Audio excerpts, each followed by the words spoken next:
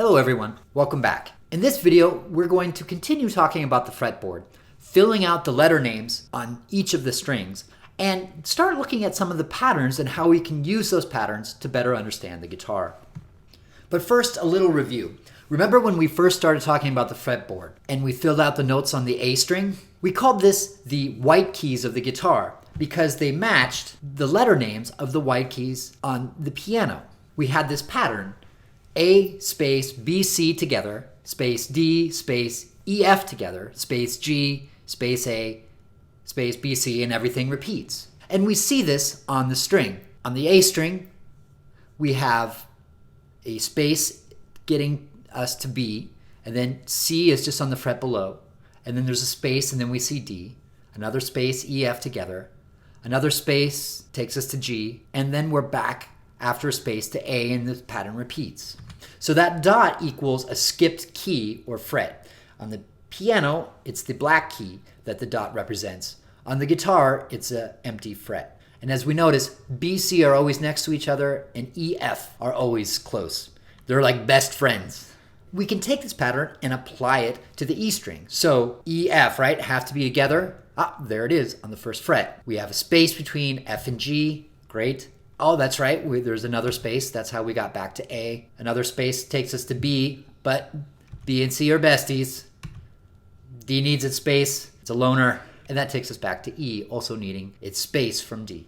Of course, notice at the 12th fret, it goes back to E. There's always this repetition at the 12th fret of the letter name of the string. So the 12th fret of the E string is E. 12th fret of the A string is A. But there's some interesting patterns to note. Funny, huh? Okay, sorry. Terrible joke. But notice on the 6th string, we see A. That A is the same as the A on the open 5th string. Let's listen to this on the guitar. A on the 5th fret of the 6th string, the open A string.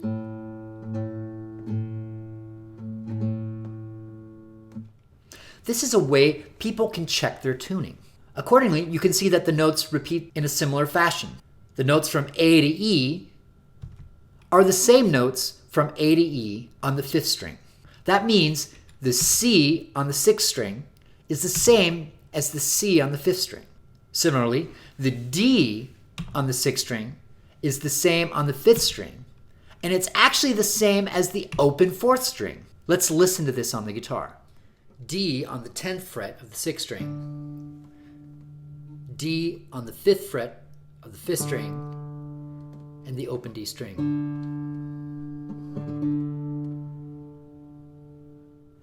We need to note, though, that this pattern applies to those notes in the brackets. The G on the 6th string is not the same as the G on the 5th string. The G on the 5th string is a higher sounding version of the G on the 6th string. Let's listen to that. G on the 3rd fret of the 6th string is not the same as G on the 10th fret of the 5th string. They are an octave apart. Lower, higher, but both G's. Just not the same. If we think about the brackets, this makes sense. Those two G's are outside of the pattern of repetition. So let's continue filling out the notes on the rest of the fretboard. And we can use this pattern to help us out. We'll use the notes from D on the 5th string to fill out the notes on D on the 4th string. So copy the notes from D to A on 5, which is the 5th string, onto the 4th string, D to A. We can continue for the rest of the string. If you ever forget what the notes are, just look at some of the patterns you've seen before. A needs its space, B needs its buddy, and D needs its space. Notice again at the 12th fret, D repeats. So now let's finish the rest of the fretboard in a similar fashion. The notes from G to D on the 4th string transfer as G to D on the 3rd string. And then we can finish the rest of the string, E, F, and G. We can repeat this for B to G on the 3rd string. Notice now we're starting on the 4th fret. We can transfer these notes to the 2nd string. And now we can finish the rest of the string, B and A. Let's repeat this process for E to B on the 2nd string. Notice we're again starting at the 5th fret, and we're transferring this to the 1st string. Notice we have the same letter names, although I put them in lowercase because we're now 2 octaves above the 6th string. But they're the same letter names that we use on the 6th string. So we can just copy the letters onto the first string up to the 12th fret. So there we have the entire fretboard filled out. But let's talk about the repetitions.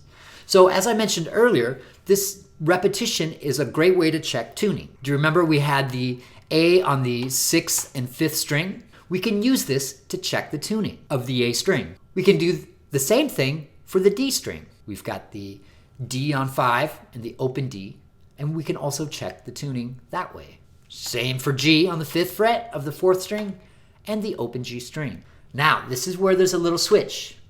We've got B on the 4th fret of the 3rd string instead of the 5th, going to the open B. Finally, we have E on the 2nd string is the same as E, the open string. Write these patterns out on a fresh fretboard diagram to keep track of how to tune. Write these patterns out on a fresh guitar fretboard diagram to remember how to check your tuning. When done, watch how I use this repetition to check my tuning on my guitar.